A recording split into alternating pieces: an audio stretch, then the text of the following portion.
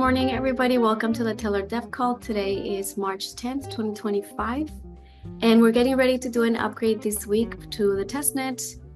We'll be announcing all the logistics as the week goes by, so you guys can be up to date and can upgrade your nodes as well.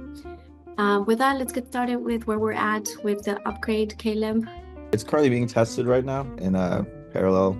I ran through the upgrade over the weekend and just testing the chain out to make sure that everything worked out, all the migrations were good, and everything's going to be peachy whenever we upgrade the testnet.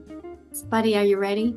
I mean, upgrades are easy. As long as the binary's ready, the upgrade's easy as pie. On Friday, I was working on a bug, though. Had a dispute on Arbitrum when one of the sources gave a 0 and one of the sources gave a $1, and it reported like a 50-cent-ish price.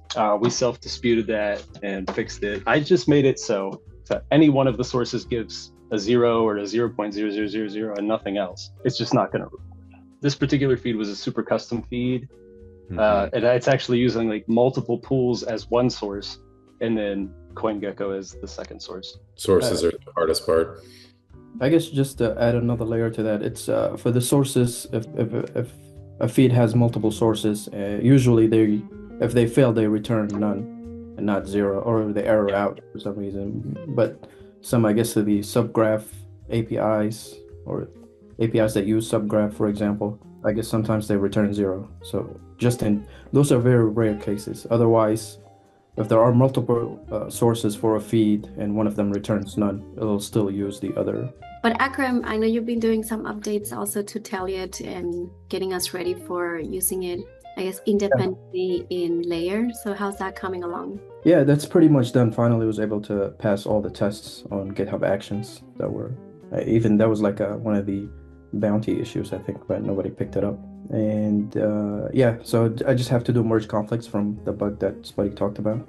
Ryan, you're working on the front end, doing some PRs for this week since we're going to be upgrading. Anything that you need for the front end or getters or anything, this is a good time. We might do another upgrade, but there are a couple things for the Block Explorer that I'm not sure if this upgrade will include, but I'll talk to Tim offline about that. And then I was going to try to set up a reporter as well, just so I could give the docs some fresh eyes and possibly go through this upgrade as well to get familiar with that process. Dan? I added 2 new queries, and I'm writing up some event documentation in the module readmes.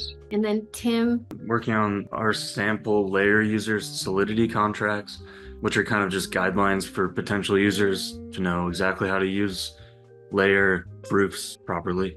So I've updated a subset of those so far, and then I'm writing up a write-up in English about how that works. And yeah, so I'm working on that. I'm hoping I should be done with those today. I found that writing the things in English makes me find some problems with how I wrote the contract, and so we fill in those gaps.